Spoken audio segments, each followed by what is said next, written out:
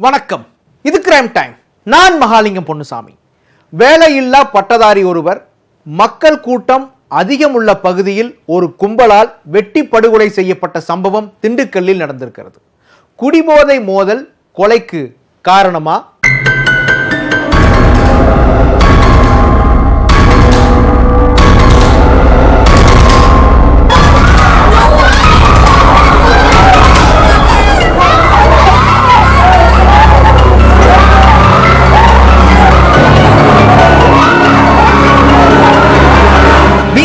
படித்து முடித்துவிட்டு வேலை தேடிக் கொண்டிருந்த பட்டதாரி இளைஞர் சூரிய பிரகாசம் ரவுடி ஒருவரால் வெட்டி கொலை செய்யப்பட்டுள்ளார்.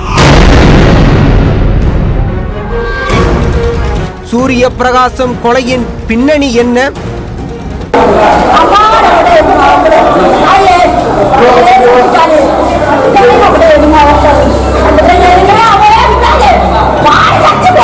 திண்டுக்கல் நெட்டுத்தெரு முனிசிபல் காலனி பகுதியை சேர்ந்தவர் சூரிய பிரகாசம்.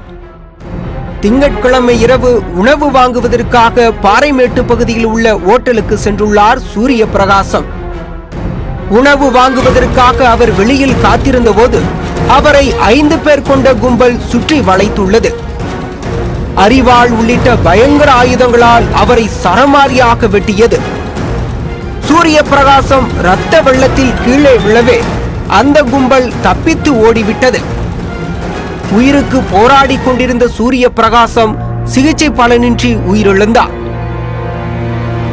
போலீசாரின் முதற்கட்ட விசாரணையில் சாதாரண சிறு தகராறுதான் இந்த கொலைக்கு காரணம் என தெரிய வந்துள்ளது.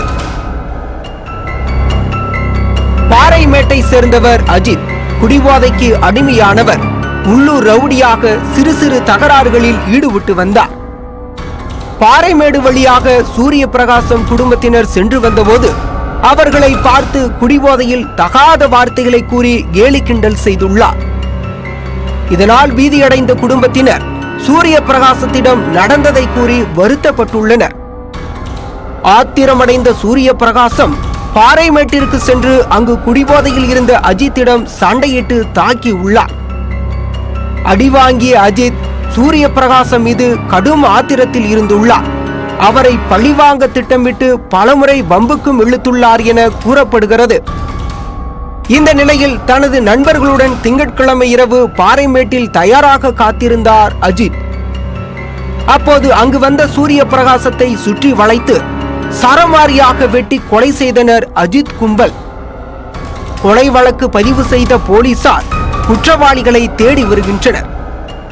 பாறைமேடு மற்றும் அதை சுற்றியுள்ள பகுதிகளின் சிசிடிவி பதிவுகளையும் ஆய்வு செய்து வருகின்றனர். நேற்று என் பேரன் இட்லி வாங்குறதுக்கு வேண்டி காசு வாங்கிட்டு ஹோட்டலுக்கு போயிட்டு வரேன்னு போனேன். அவனும் அவங்க அப்பாவும் இங்கே வந்திருக்காங்க போல இருக்கு ஹோட்டல் கடைக்கு. வரவன் இந்த அஜித்ங்கிறவன் ஏற்கனவே 300 ரூபா இருக்குது. அவனுக்கு என் பேரனுக்கு ஏற்கனவே வாய் தரால் 300 ரூபா இருக்குது.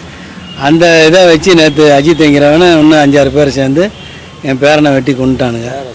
சாதாரண வாய் தகராறு ஒரு இளைஞரின் உயிரை பறித்த கொடூர சம்பவம் திண்டுக்கல்லில் அதிர்ச்சியை ஏற்படுத்தி உள்ளது.